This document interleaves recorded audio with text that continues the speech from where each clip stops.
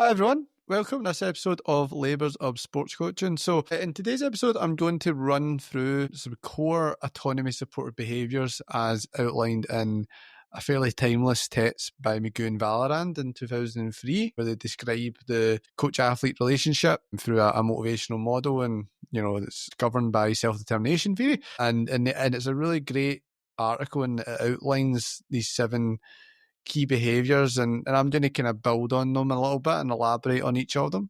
And I'm not really going to go into the other elements of motivational theory, insofar as like the behavioural regulators, like the motivation types and how psychological needs fit in with motivational orientation. That's for another episode, which we'll be covering.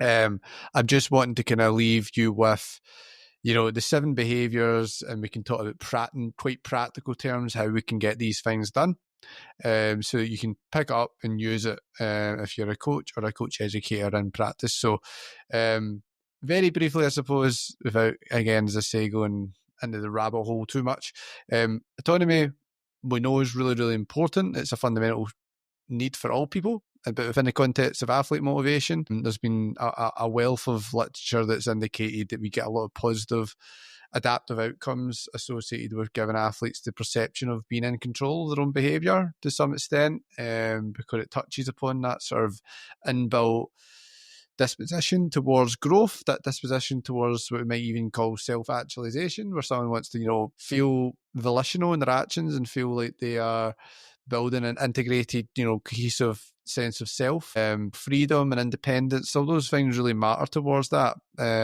It's very difficult for us to reach a point where we really love an activity if we don't have some sense of control over it.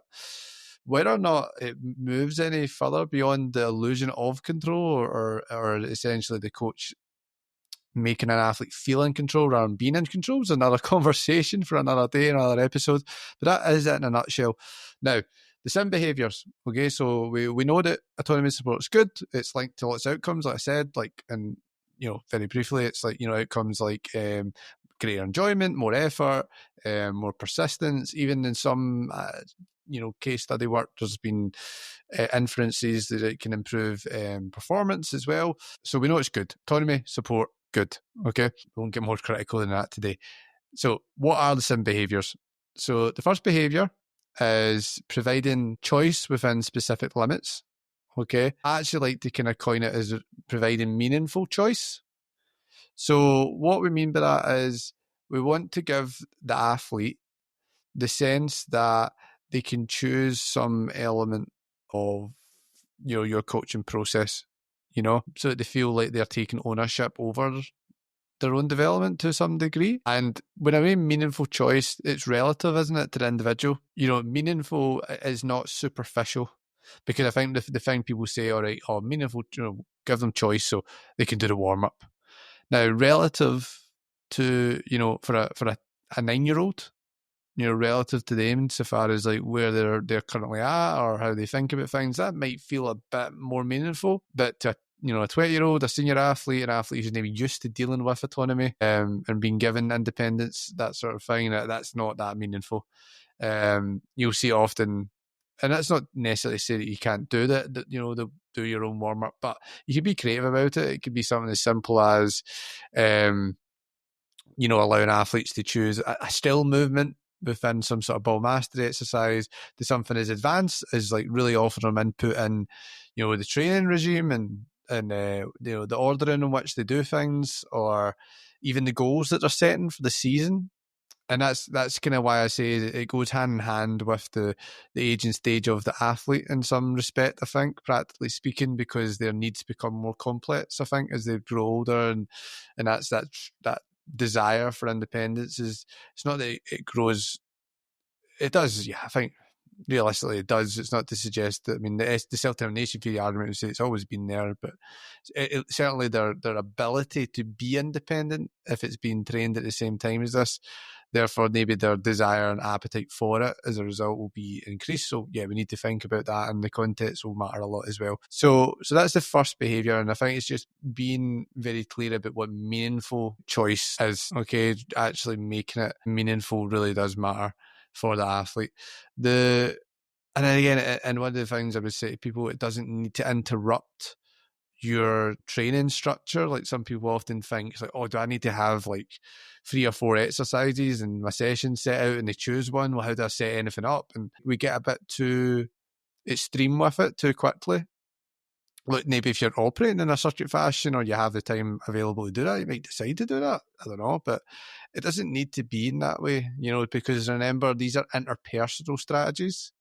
So they can be scaled out in some respect insofar as how you set up the environment to communicate messages indirectly. But interpersonal is by its nature, it's relational. It's how you talk to people, how you work with people, conversation. So that's where I think you can offer meaningful choice in a way it doesn't need to detract or make your job more complicated insofar as when they cross that white line or step into the swimming pool, depending on where you coach. But, for me, get the white line, in football. But, so just don't let yourself off easy by thinking it can only be something as radical as I say as, choice and what to do in the training session. It doesn't need to be that. It can be smaller, more subtle behaviours. That kind of leads on to the second behaviour, which is about providing rationale for tasks and instructions. So this is quite a subtle kind of soft power, I would say. So you might wonder, how does that make someone feel more in control of whatever, of their behaviour, just by explaining to them what your command is and your instruction is? Well, consider what happens when you explain something to someone. So if I explain something to you, I'm going to perhaps give you a reason you hadn't even considered before, or certainly I'm going to give a reason that further emphasises your awareness of the right action is what I've instructed. So I'm buying myself credibility. I'm buying the instruction credibility in the athlete by explaining it to them. So then, therefore, the athlete's able to volitionally, on their own back, agree and embrace that behaviour. So they feel more self-determined when they do it.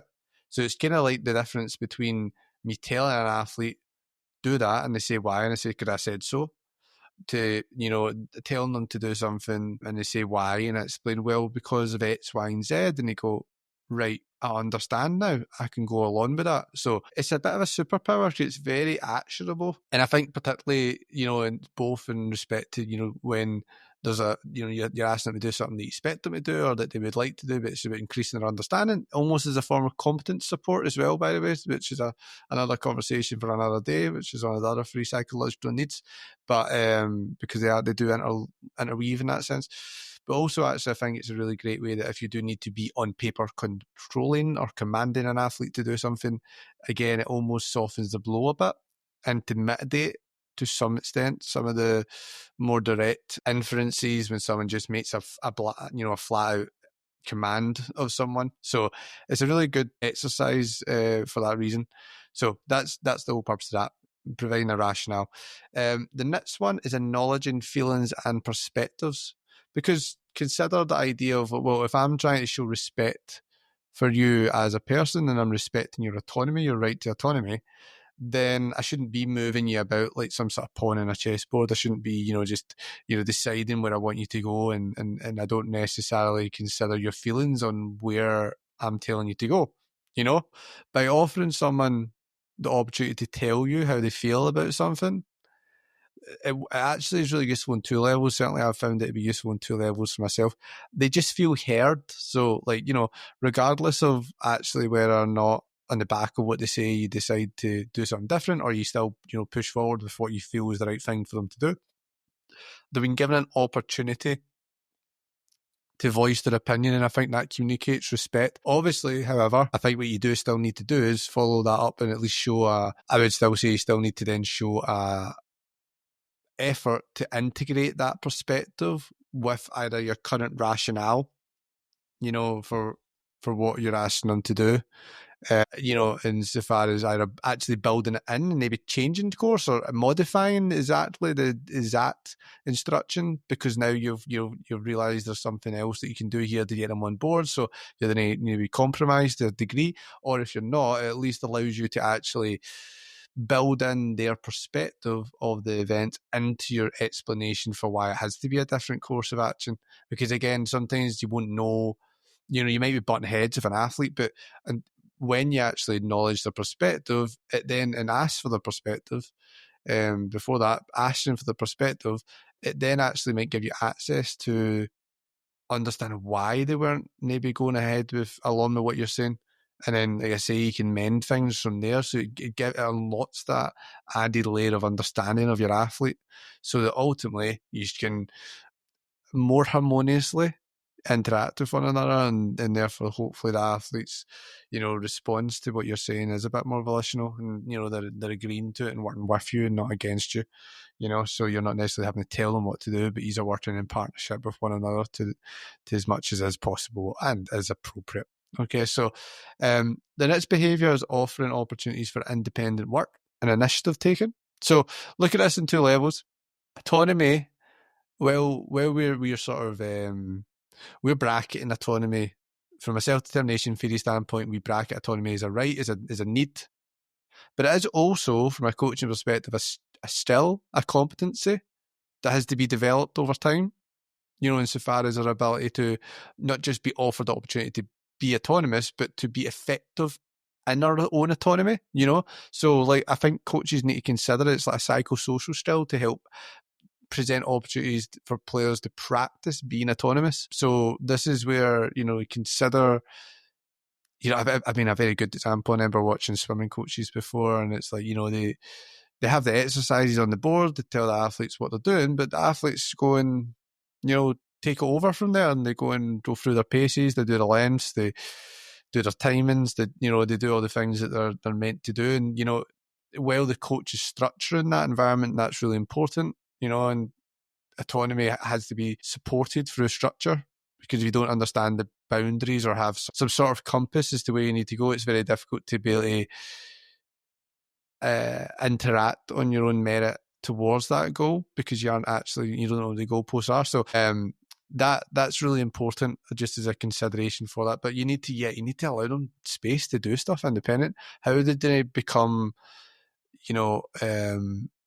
flexible, adaptable, self-sufficient people if you aren't offering opportunity to struggle and to try out stuff on their own, to get it right, to get it wrong, to learn how to self-regulate? They need to do that. So think about in your own coaching context how you might be able to create an opportunity for that to occur.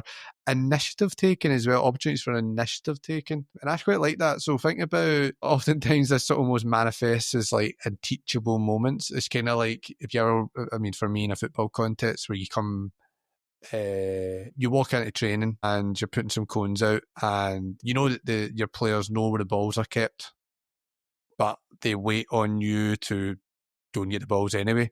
There's a teachable moment there, and well, if you know where the balls are, go and get the balls. And you can prompt that initiative taken maybe over time, and that's fine. Initially, not over time, but you can prompt that initially.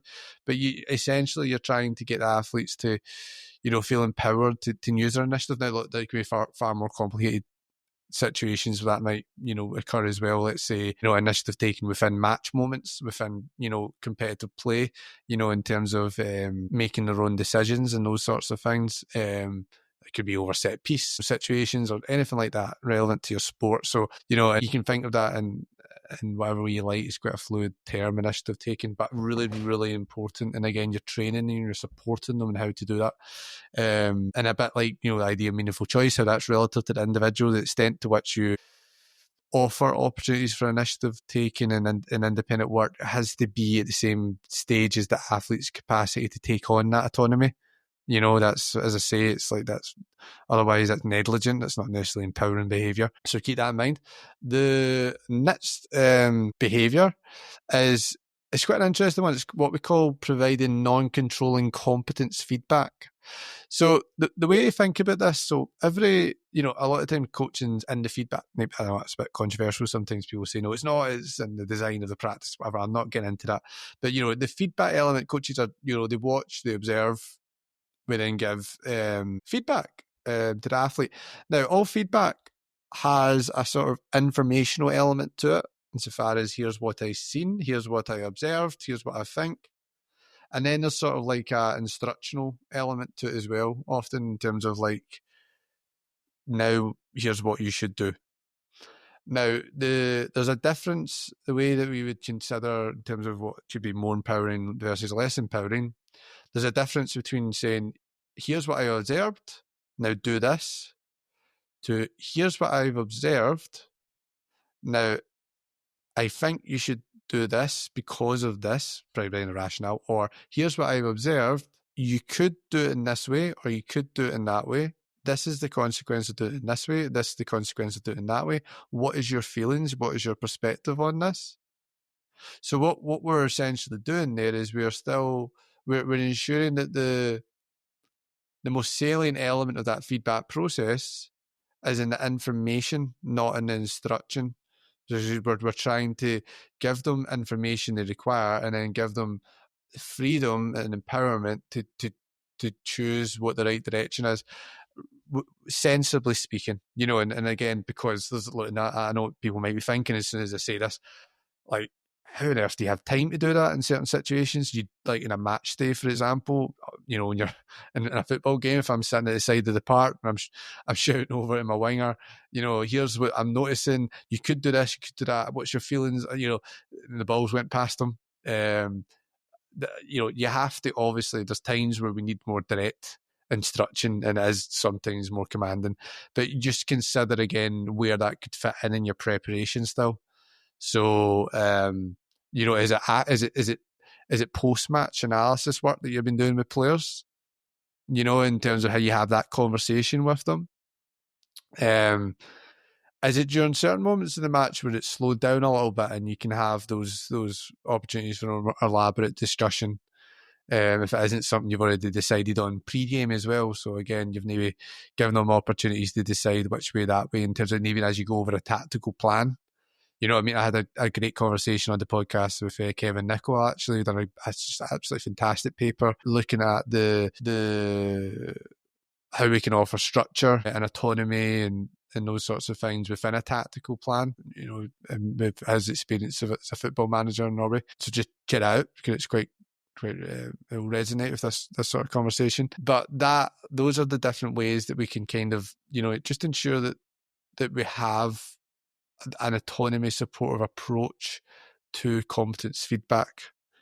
Okay. And I mean, there was a study, I can't recall the name of the author, but I've seen a case study, for example, in archery, where that very conversation of just how much time's available and those sorts of like heuristic moments within coaching where it's just about doing the most of what you can do, and where you maybe, yes, you can prepare in advance and have a bit more of a two-way interaction then, but in certain elements and, certain situations where you think actually the athlete needs structure, more structure, and they need autonomy, then you be more directive, that how to manage these things sensibly as a coach.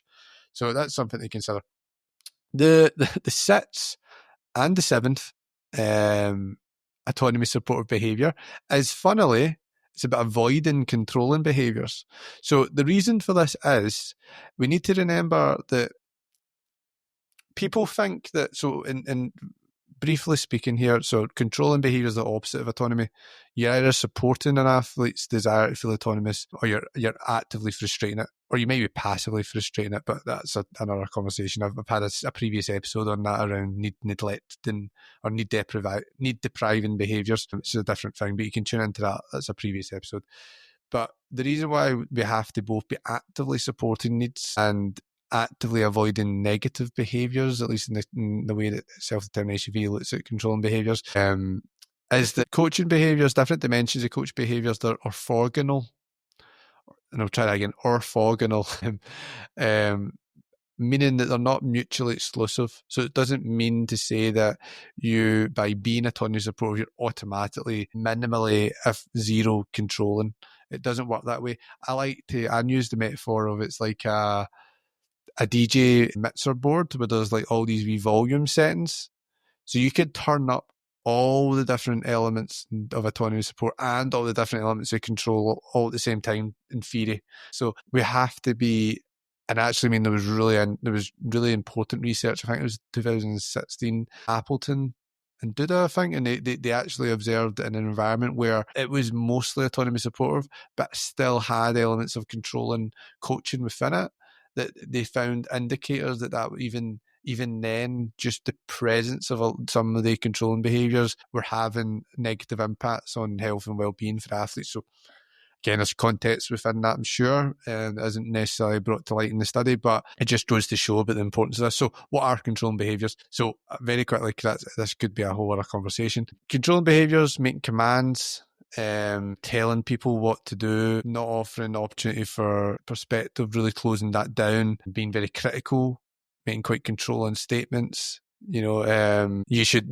people that are using the carrot and the stick, a reward for something if you do that, a punishment if you do this, because we're trying to almost coerce or bribe athletes into doing it, which, again, as you get to learn about self-determination theory, you start to understand that when we further away we go from just participation in activity being the reward in itself, then the closer we go towards quite a fragile relationship with the activity, whereby these external, more extrinsic controllers are continuously required. It's kind of like when you have, for those that maybe work with kids, you need to tell kids, look, if you behave, you get this game at the end. Like that, in some way, isn't often the best way to get them to keep behaving well, because in some respects, then their behaviour's conditional to you giving them what they want, and therefore they always require that stimulus. So it's that sort of thing. And look, there's other ways, in terms of other controlling statements that, are guilt-inducing, because why did you do that? Or a baby could do this, which is, and it's like, oh, geez, and an athlete wants to do it, but because they feel guilty and they're trying to prove something to you or whatever. And again, that from a motivational standpoint, least within the classic way in which we're trying to view motivation, where it's all about what's more autonomy supportive, could be problematic, because, well, it's they're driving their behaviour, it's still the genesis of that driver is still external, and it can lead to a lot of eventual burnout and bad effect and stuff like that. So they're just a few of the controlling behaviours that we would seek to avoid. The final autonomy support behaviour, again, in preventing the opposite types of behaviour, is preventing ego involvement in athletes. So what that essentially means is it's a fancy term for making athletes feel like they're comparing themselves to other people, making athletes think that matters, making athletes, care about winning more than maybe improvement.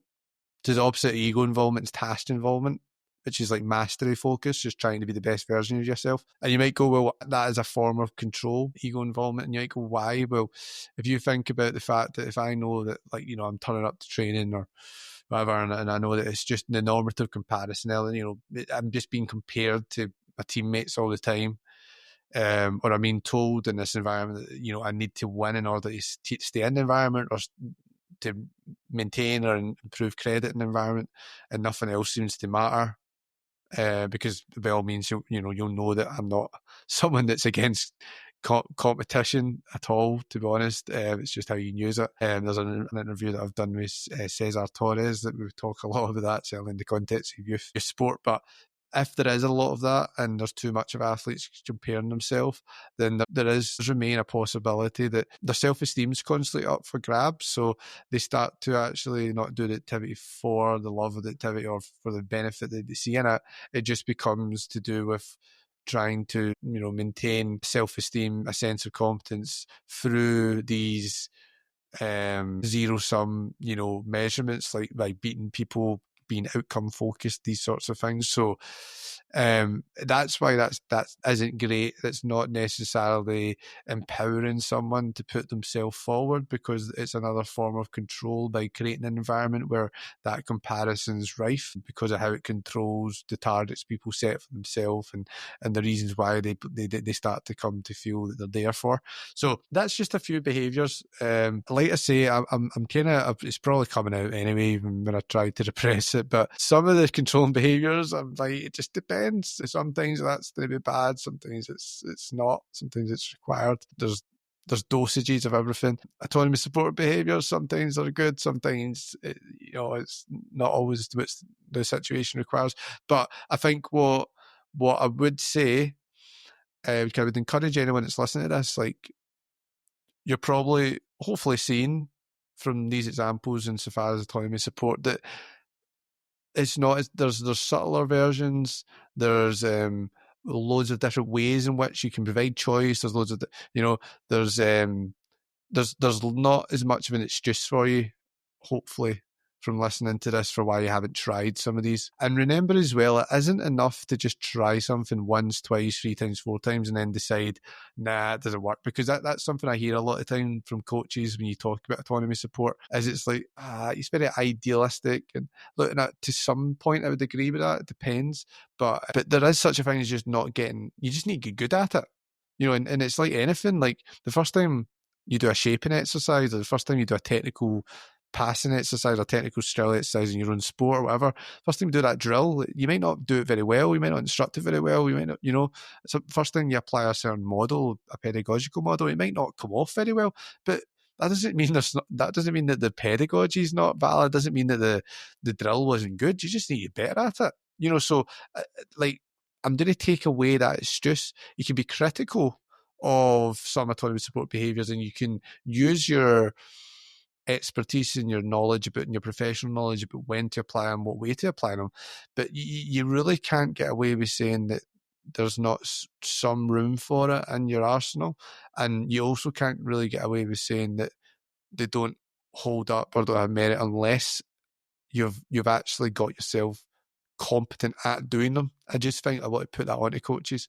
I think, for the same reason that I say that sometimes a lot of these recommendations in psychology journals can be too idealistic, coaches also can do better as well. So there's a bit of both there. I think we can push ourselves to try these things out. And I think ease yourself into it for that reason as well, because the hardest part with autonomy support is you're relinquishing control, and that isn't always easy to coaches. So I think it's the same way it's not always easy for athletes to take on autonomy.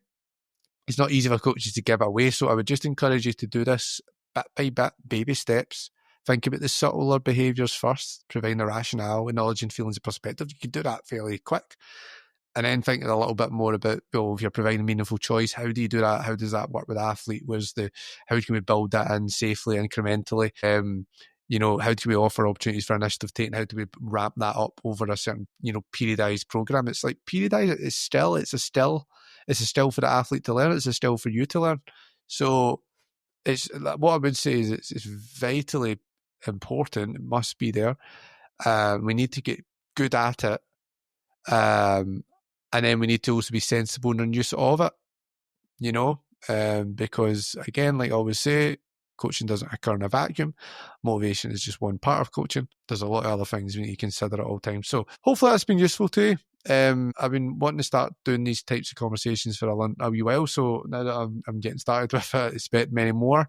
I'm going to, start to talk about different psychological needs, competence, relatedness, talk a little bit about that spectrum, motivational types, all the different contexts and situations that we could talk about, how we apply these dimensions of coach behaviour, and we'll get into quite a lot now in the weeks and the months ahead. So hopefully that's useful to you guys. If you enjoyed this episode, connect with me on LinkedIn and let's continue the conversation there. It'd be great to even know how you find maybe trying them out, and if you want a little bit of conversation with me on that, then LinkedIn's the place to find me, and that I've attached a link to that within the show notes. So yeah, guys, hopefully that conversation was useful to you, and I will see you next time.